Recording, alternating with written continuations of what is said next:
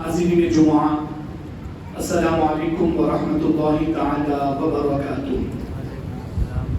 قبل اس کے لیے تلاوت کردہ آیت کریمہ سے متعلق کچھ معلومات آپ کی گوش گزار کی جائیں۔ آئیے ہم سب مل کر اپنی اور ساری کائنات کے آقا و مولا حضور تاجدار مدینہ صلی اللہ تعالی علیہ وسلم کی بارگاہ عالیہ میں صلاۃ و سلام کا اجتماعی نذرانہ پیش کریں۔ الصلاۃ والسلام علیک یا رسول اللہ، الصلاۃ والسلام علیک یا حبیب اللہ، صلی اللہ تعالی علیہ وسلم۔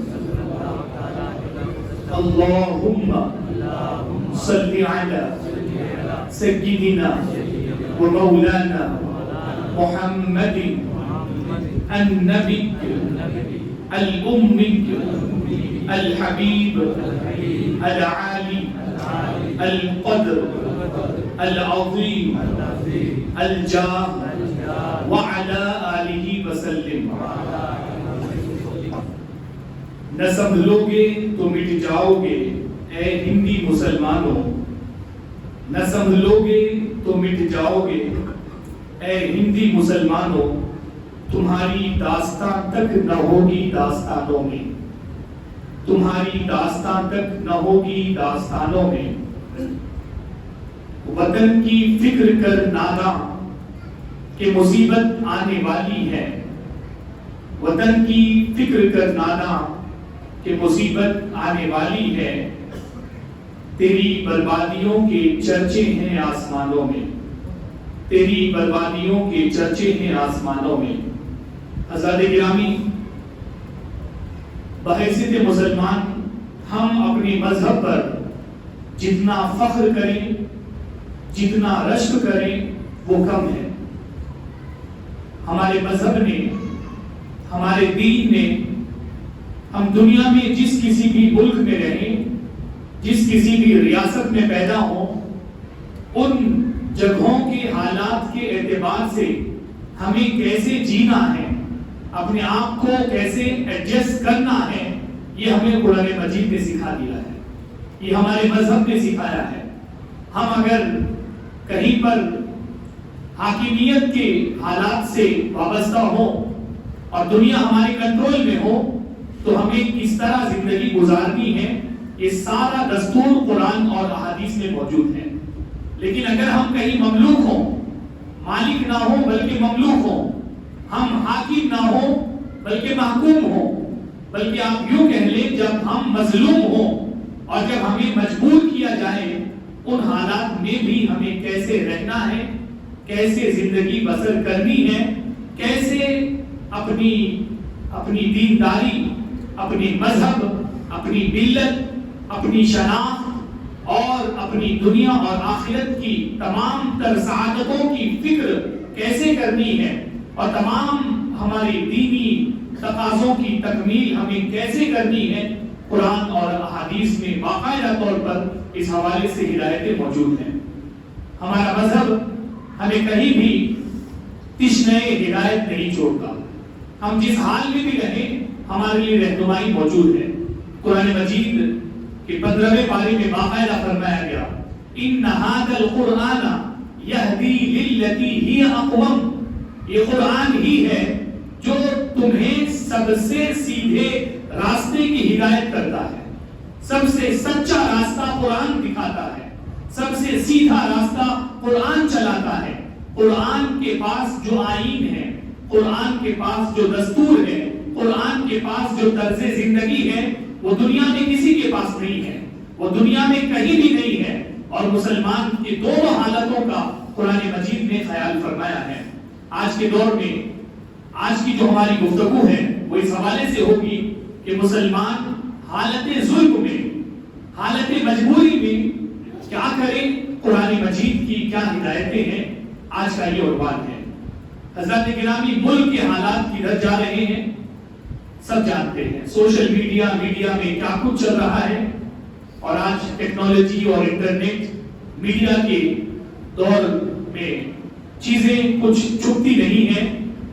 ہاں، جب منظم طور پر بہت بڑے پیمانے پر سازشیں کر کے کچھ چیزوں کو چھپایا جاتا ہے تو چھپتی ہیں، ورنہ عام طور پر جب کوئی رکاوٹ نہ ہو تو سیکنڈوں میں اور منٹوں میں ایک ریاست کی باتیں دوسری ریاست تک، ایک علاقے کی باتیں دوسرے علاقوں تک آرام سے پہنچ جاتی ہیں۔ حالات کدھر جا رہے ہیں، کس طرف رخ ہے مصائب کا، یہ ہم اور آپ سب جانتے ہیں۔ جب مسلمانوں کے بدترین حالات ہوں، مسلمانوں کے آس پاس ظلم و ستم کا ماحول ہو، مسلمان جب اپنے آپ کو مظلوم محسوس کرے، مجبوریاں سامنے نظر آئیں، تو مسلمان کیسی زندگی بسر کریں، اس حوالے سے قرآن مجید نے واضح ہدایت عطا فرمائی ہے۔ پہلے تو قرآن مجید نے مسلمانوں کو یہ فکر عطا فرمائی ہے، یہ کانسیپٹ دیا ہے کہ تم بھولے بھالے نہ بنے رہو، سمجھو لوگوں کو، لوگوں کے مزاج کو سمجھو، لوگوں کی چالوں کو سمجھو، لوگوں کی ذہنیت کو سمجھو، بھولے بھالے نہ بنے رہو، سیدھے سادھے نہ بنے رہو۔ لا تتخذوا بطانة من دونکم، اغیار کو جو تمہارے سلسلے میں اپنے دلوں میں نفرتیں سجائے ہوئے ہیں ان کو اپنا رازدار نہ بناؤ۔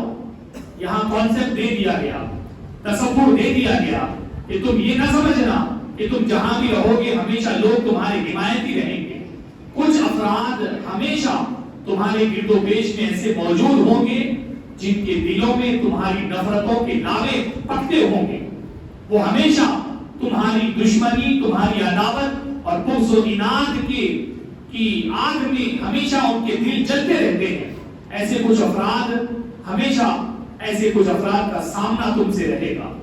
ایسے حالات میں کئی نصیحتیں فرمائی گئی۔ لا یعلونکم خبالا، وہ تمہاری برائی چاہنے میں، تمہارا برا کرنے میں وہ کوئی کمی نہیں چھوڑیں گے، وہ کوئی کمی اور کوئی کسر اٹھا نہیں رکھیں گے۔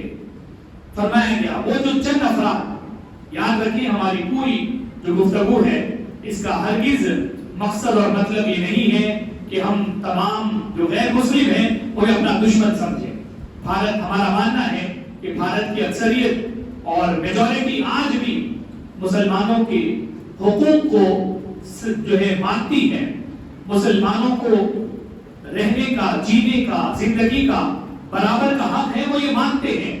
لیکن دور حاضر میں میڈیا کے ذریعے، سوشل میڈیا کے ذریعے مختلف الفاظ کا استعمال کر کے، مختلف واقعات کا، جھوٹی اور منگھڑت قصوں کہانیوں کا استعمال کر کے مسلمانوں کے خلاف جو زہر میڈیا کے ذریعے مسلسل کھولا جا رہا ہے، جو زہر مسلسل پھیلایا جا رہا ہے، جو دماغوں میں پوائزن بھرا جا رہا ہے، اس کے نتائج آج ہم اور آپ اپنے ماضی کی نگاہوں سے دیکھ رہے ہیں۔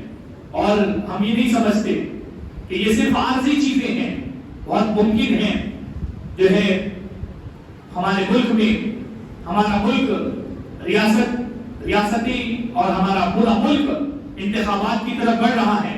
ہمارے ملک میں جب جب سیاسی شیاطین کو اپنی سیاسی روٹیاں سیکنے کی ضرورت پیش آتی ہے تو مسلمانوں کو اس کے لیے تختے مشق بناتے ہیں، یہ چالیں ہوتی ہیں۔ یہ تو ہمیں یہاں یاد رکھنا ہے، لیکن اس کے ساتھ ساتھ جو زعفرانی پورا شیطانی ٹولہ جس انداز میں میڈیا کے ذریعے، اور آپ آئے دن دیکھتے ہیں طرح طرح کی ویڈیوز اور آڈیوز ہمارے سامنے آتے ہیں، ان کے ذریعے جو زہر پھیلایا جا رہا ہے، جو زہر اگلا جا رہا ہے، قرآن مجید نے مسلمانوں کو بہت پہلے سے اس سے آگاہ فرمایا ہے۔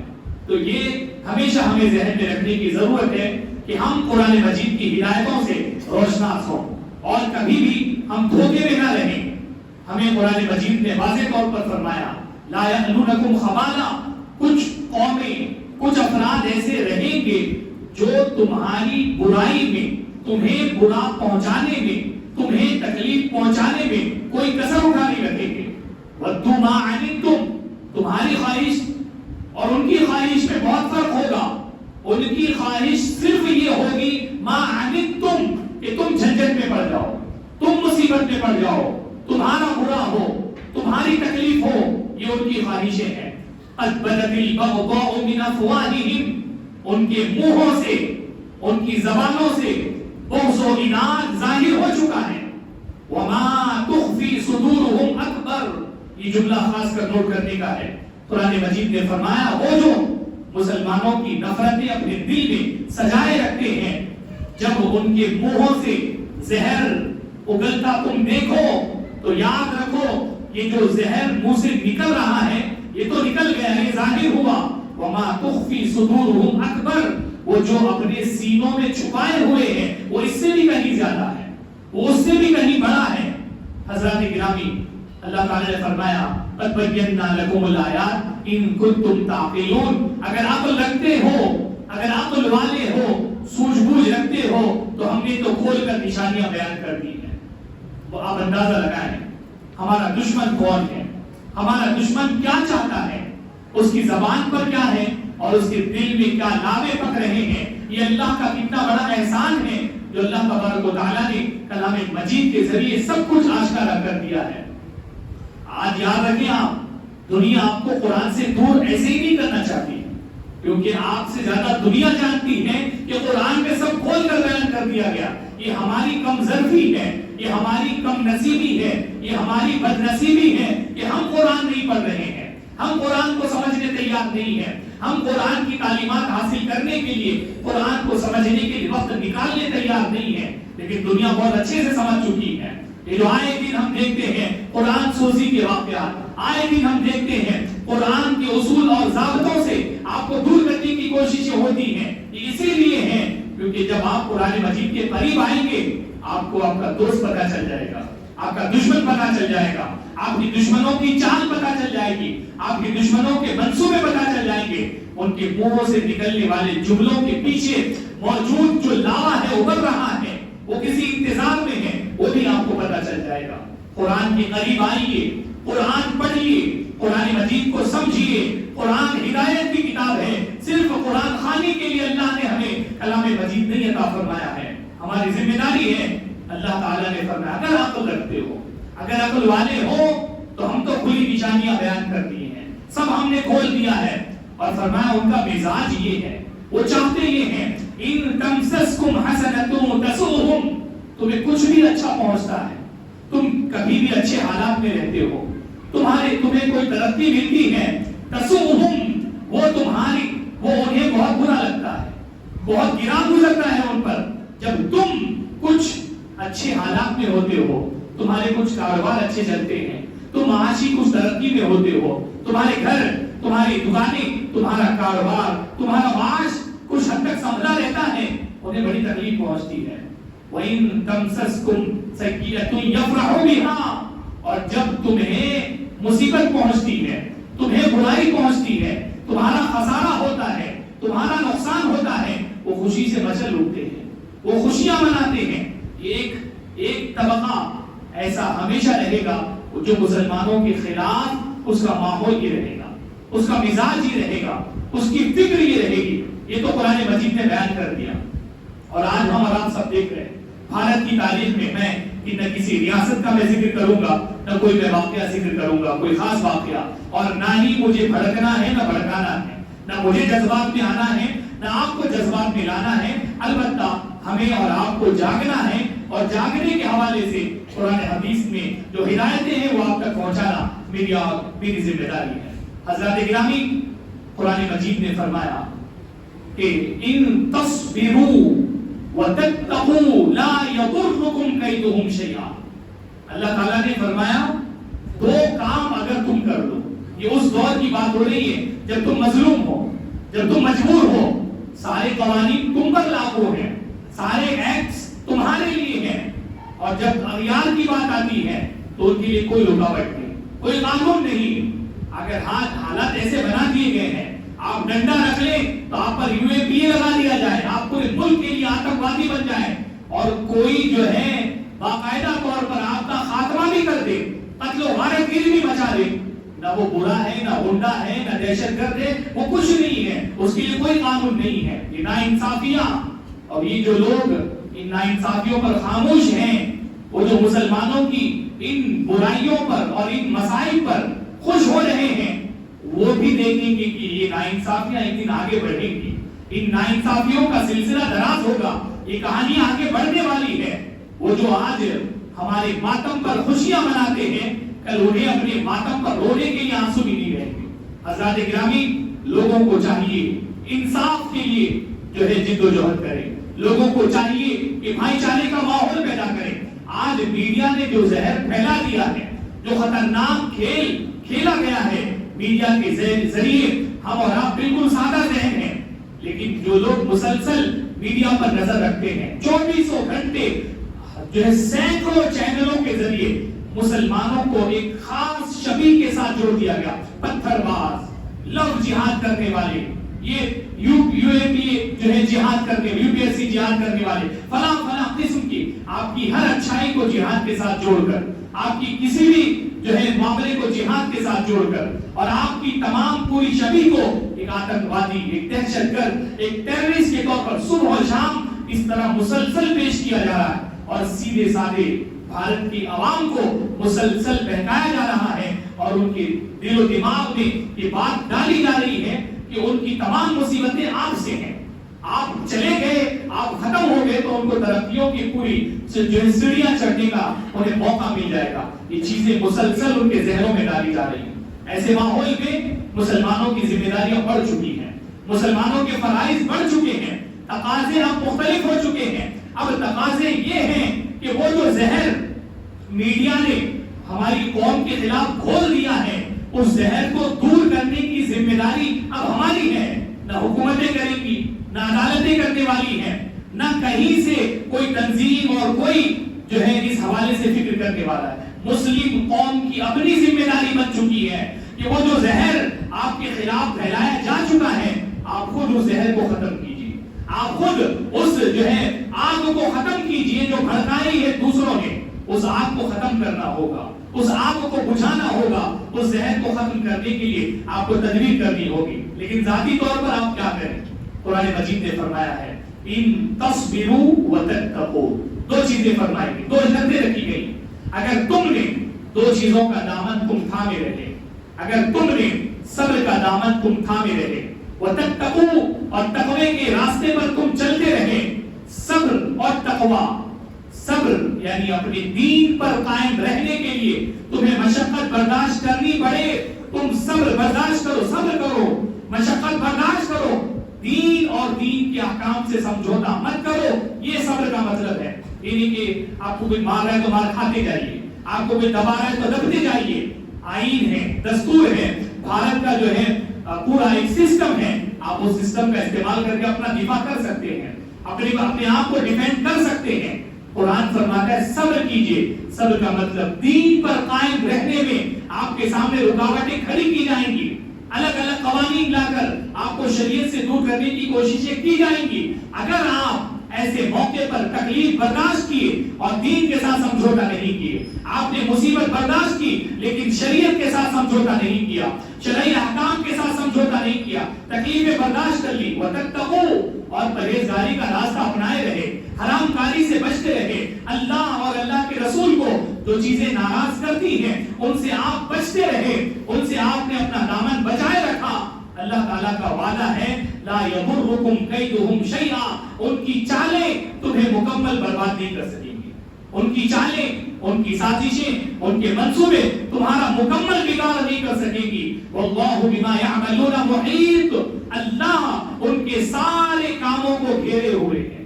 اللہ تعالیٰ کی قدرت کے باہر کچھ بھی نہیں ہے، اللہ کی نظر سے کچھ چھپا نہیں ہے، اللہ کے مشاہدے سے کچھ چھپا نہیں ہے، اللہ کے علم سے، اللہ کی جو ہے نظر سے کوئی چیز مخفی نہیں ہے، اللہ کی قدرت سے کوئی چیز باہر نہیں ہے، لیکن اللہ کی مدد تب آتی ہے جب آپ استقامت کا مظاہرہ کریں۔ امام علی مقام نے محرم الحرام میں ہم نے امام علی مقام کی تذکرے کیے ہیں۔ امام علی مقام کی شہادت سے پیغام کیا ملتا ہے؟ صبر اور تقوی کا۔ نماز پڑھ کر میدان کارزار میں بھی امام علی مقام نے یہ پیغام دے دیا کہ تلواروں کے سائے میں بھی مسلمان نماز پڑھتا ہے اور نماز چھوڑتا نہیں ہے، یہی تقوی ہے۔ اور امام نے دوسرا پیغام استقامت کا دیا کہ پورا کا پورا گھر لٹ جائے، پورے کے پورے رفقا کی شہادتیں ہو جائے، پورے افراد خانہ قربان ہو جائیں، تب بھی دین کے معاملے میں سمجھوتا نہیں ہو سکتا.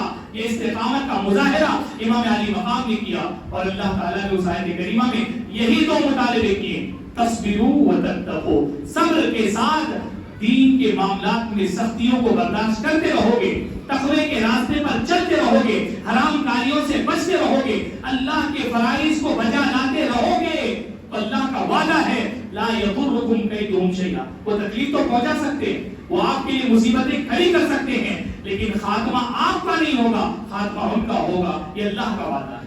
تو ہم مظلومیت کا رونا نہ روئیں، ہم اپنی مجبوریوں کا رونا نہ روئیں. اللہ نے ہمیں تقدیر عطا فرما دی ہے، یہ دو چیزیں ہمیں کرنی ہے اور ہم جو کر سکتے ہیں وہ ہمیں کرنا ہے.